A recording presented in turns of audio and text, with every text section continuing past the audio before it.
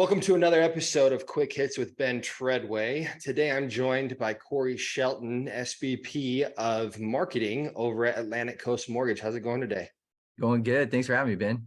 Absolutely. Happy to have you on. Looking forward to talking with you. So quick hits, just to kind of give you an idea where we really wanted to pick your brain about some questions around marketing and branding, specifically on social media for mortgage professionals. And so I thought having you on with your role and your experience is going to be really great. So wanted to just ask you a couple questions, get your thoughts. Yeah, let's do it. So first and foremost, how do you stay authentic and genuine on social media while still promoting your mortgage products and services? Yeah, I think that's a great question. So first, I would say that authenticity and genuineness can really only stem from who you are. So there's really no faking it until you make it when it comes to being authentic. And I think people can oftentimes read through artificially created corporate BS, for lack of better words, that we sometimes see on social media. That being said, that's why at ACM, our commitment to authenticity really begins with a clear understanding and alignment with our core values. I'd say that we believe in transparency, integrity, honesty, taking ownership, delivering insightful education and guidance, and most importantly, really just putting people first. And I think that these values are really what drive our social media strategy. And to that point, I would also say that we view social media not as just a platform for broadcasting our products and services, but really as a two-way communication channel that allows us to share our ongoing story of who we are, who we're growing into. And at the end of the day, I think that people really want to work with a company that they feel like they know, like, and trust. And I believe that it's really that approach that allows us to better connect with our audience. And then the final thing that I would say to that is that we also leverage social media to engage in conversations, listen to feedback, and we use that feedback to continually learn from our audience, which keeps us grounded and really in touch with the realities that our clients are facing on a daily basis. And then one final thing, I guess I'll add this as a PS. I think that one other critical part of our social media presence involves sharing the real life stories of our clients through video. So to us, you know, they're more than just client testimonial videos. They're impactful stories that really highlight the individuals and families that we've helped and how that help has really changed their lives for the better. And I think it's by showcasing, you know, the genuine impact that our team, that our services make in the lives of those living in our local communities that help us stay true to who we are, what we do, and really help us highlight that through social media channels and really tie into our overall social media strategy. Love it. Yeah, video is so powerful, especially when you're telling actual stories rather than trying to get product information out there. Totally. Showing firsthand experience from clients on video is only going to be more beneficial as you kind of go into social media. And that's a great idea for those that are trying to get into video, working with actual real life clients. I love it. Yeah, I think the only other thing I would say, just based on what you just said, I think a lot of people try to be too clever with it, right? Or they think they need to create a facade. And I think that if you just focus in on who you are, because at the end of the day, who you are is going to shine through at one point or another. So I think just focusing in on who you are and trying to gain an understanding of how you can capture that and then package it up to really showcase to other people, this is who I am. This is how I help people. This is why I help people. I think that that's where you start making an impact and you start going from being a company in people's mind to being more of a brand that they actually trust, that they want to work with and connect with. Love it. In your experience, what are the biggest challenges mortgage companies face when utilizing social media, and how are you overcoming them? Yeah, I think three of the biggest challenges that mortgage companies face when utilizing social media are: one, understanding the audience, which is to say that we need to recognize, acknowledge, and try to speak to everyone across all the diverse demographics of our social media audience. I'd say that this can make it difficult to target and tailor content that appeals to everyone. But again, going back to what I said earlier, I also think that if you're being authentic and genuine and you're driven by your core values that put others first, I think that it's possible. Because again, you know, I don't need to change who I am for everybody that I meet. If I just reflect who I am in all of the things that I do, and I'm a good person and people see that I care about other people, I think that people are naturally attracted to that. The second thing I would say is balancing content mix. So to me, this means ensuring that you have a healthy balance of content between your more promotional content and your educational content, your value-driven content, and content that's meant to highlight your team, your company, and how you help who your organization is trying to connect with. And then the third one, I would say, is maintaining regulatory compliance. So compliance is not necessarily something that's fun, for a lot of people to talk about. I know that particularly on the loan officer side, sometimes that can be challenging because it's one of those things where I just want to create the thing and then put it out there.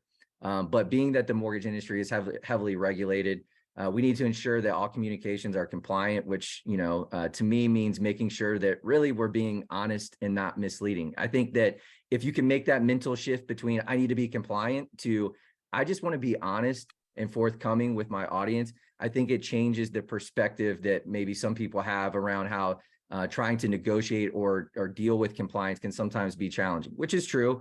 But at the same time, if your focus is on being honest and not misleading and truthful and really trying to be helpful, then I think it kind of shifts your position on it. So I would say from a process standpoint, this is somewhat of an easy thing to set up with your compliance team, but I would also take it a step further.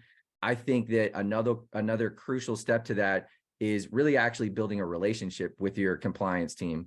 That way you're able to work through problems, questions, and feedback together, and you're able to gain a better understanding. I think in some instances, it can be sometimes a little combative, maybe between compliance or marketing from other people I've spoken with.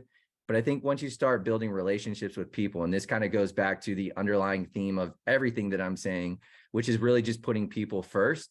And if you do that, not just externally, but also internally, and you work to build those relationships, I think that there's a lot of positive fruit that you can glean from that.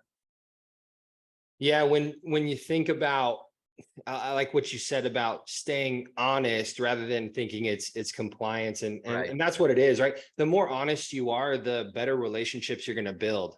People want to trust the loan officer they go with. And if the first thing they see is some shady post that like gives half truths about potential like mortgage rate discounts, like that Yeah. is something that hurts right off the bat. And One- eliminating that and staying compliant and just being honest with everyone helps to build those relationships long term.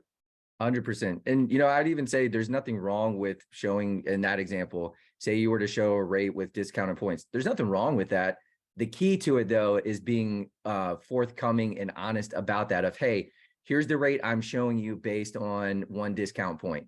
And if you take that approach, then again, that's where you're providing people with options. You're providing more educational content, and you're showing them what directions they can go. And then I think that really puts your loan officer team in a better position too, because instead of them being viewed as a commodity, then they're being viewed more as a service and as that trusted mortgage advisor, not just another loan officer where they're looking for what's your best rate for the day. And for us at ACM, I would say that's where we've seen significant positive feedback in that, hey, I could go anywhere, but I love working with your team because of the honesty, the guidance, the direction, all of these things where nothing is being obfuscated or hidden.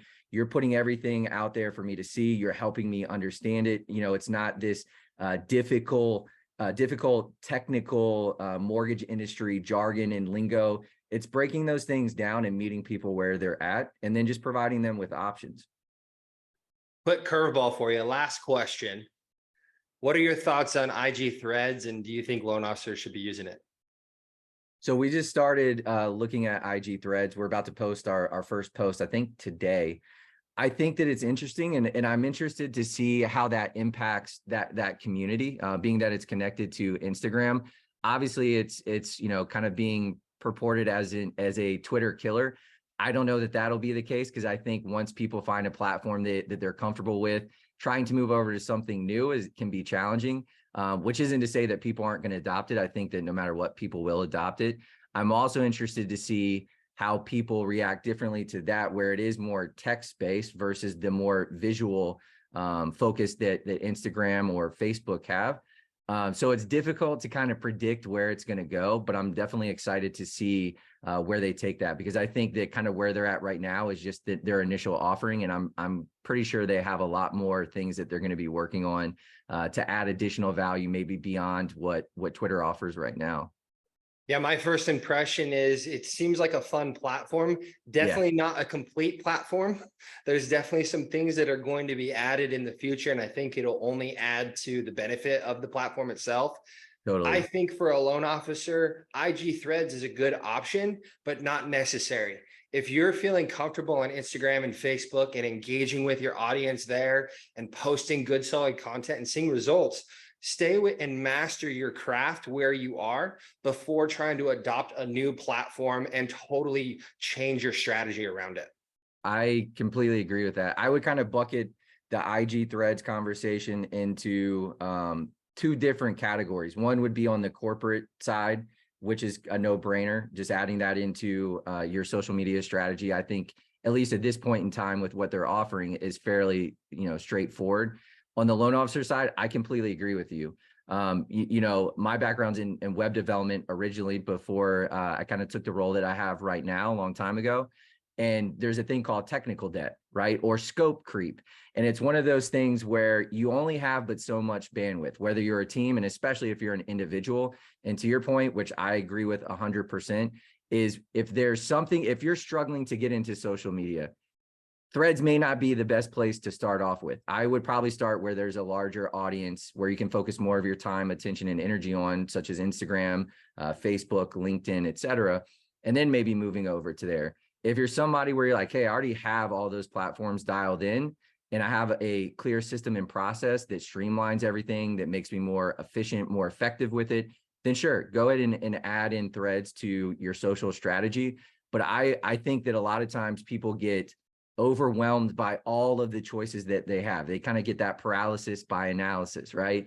And so that's where I would say that you don't have to, as a loan officer, you don't have to use everything. I think it's better to master one or two platforms versus being okay or trash at all of the platforms. And so that would be my recommendation, is depending upon where you're at in your social media strategy, how you're creating social content. If you're cruising along, sure, add Threads to your stack. If not, and you're just getting started, then I would maybe focus in on a couple of the other platforms where you're more likely to get a little bit more bang for your buck. Absolutely. Hey man, really appreciate the time today. Love the answers and love the insight coming from you. Really appreciate you taking the time to jump on here today, and stay tuned for the next episode of Quick Hits with Ben Treadway. Sounds good. Thanks, Ben. Really appreciate you having me on.